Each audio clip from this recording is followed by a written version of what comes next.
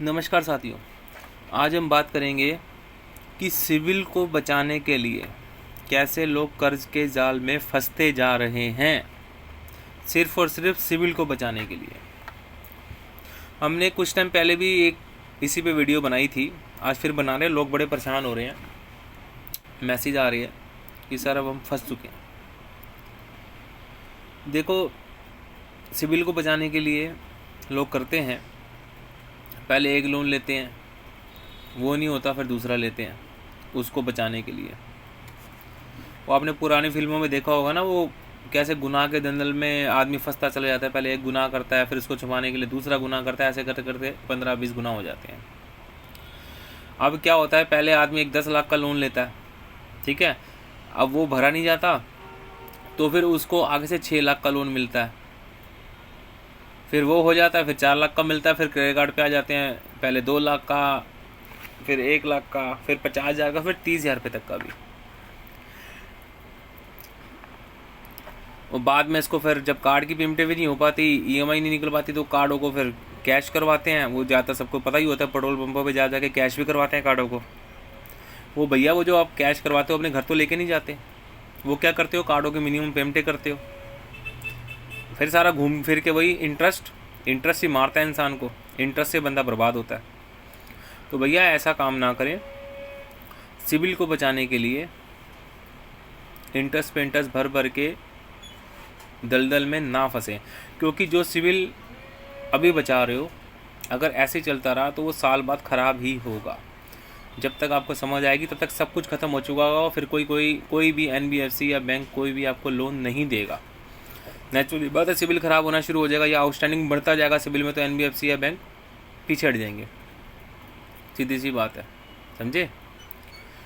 तो इसलिए ये काम ना करें। अगर लोन लेना है तो पिछले लोन से ज़्यादा लोन ले, ताकि एक बीमारी को आप ख़त्म कर सको, ठीक है ना। एक बीमारी को ख़त्म कर सको।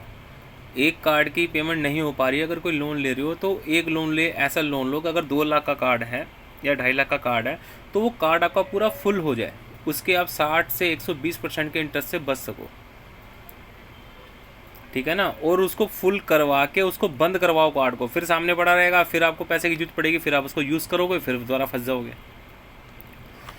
तो इसलिए फंसने वाले काम ना करें। और फिर उसके बाद फिर वही होता है, कलेक्शन एजेंट तंग करते हैं, दलाल शुरू हो जाते हैं, फ़ोन पे फ़ोन करना, घरों पे चक्कर मारना, मेंटली हरास करना। दिन में 10-10 बार ऑटोमेटिक कॉलें आएंगी, मेल आनी शुरू हो जाएंगी, मैसेज आने शुरू हो जाएंगे। फिर आदमी सुसाइड की कगार पे आ जाता है, भैया मैं सुसाइड कर लेता हूँ।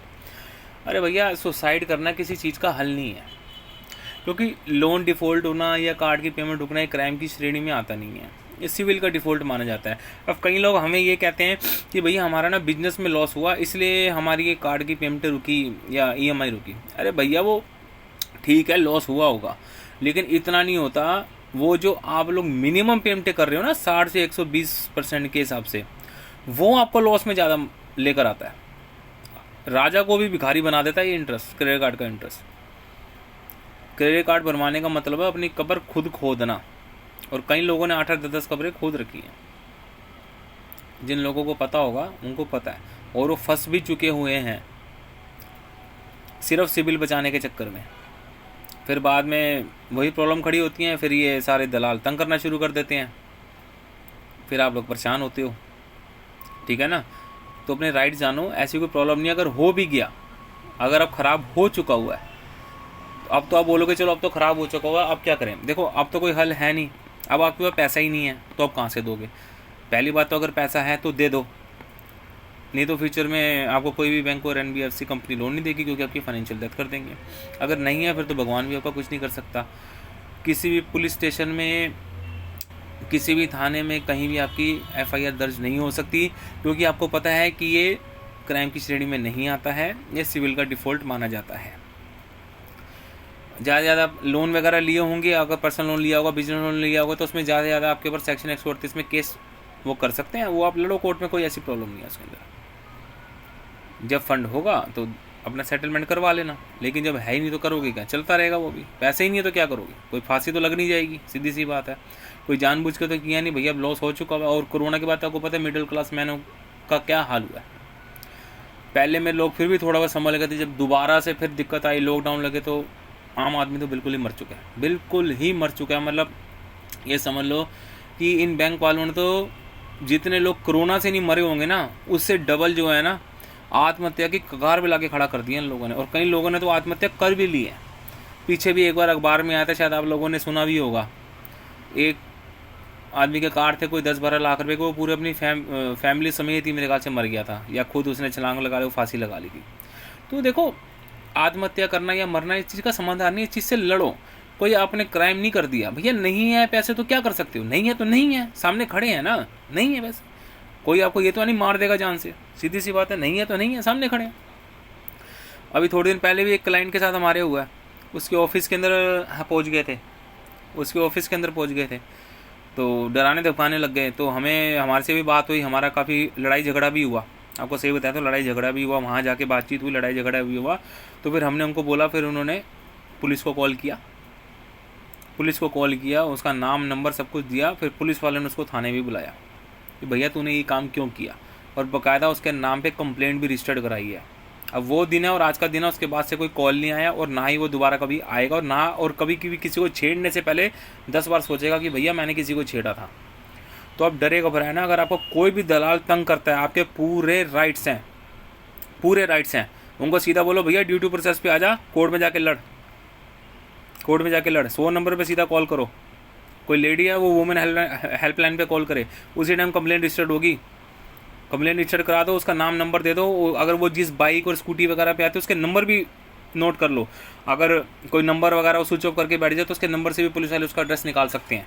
और बैंक को भी साथ में पार्टी बनाओ कि भैया बैंक पे भी कार्रवाई करो, और वही जो कंप्लेंट करोगे पुलिस को उसकी रिसीट बैंक को भी भेजो, बैंक को साथ में पार्टी बनाओ, क्योंकि बैंक ही है जो आपके पीछे जानबूझ के ये कलेक्शन एजेंट लगाता है, जानबूझ के, उसको सब पता है, सब कुछ पता है, बैंक और एनबीएफसी कंपनी को सब कुछ पता है, ये जानबूझ के लगाते हैं।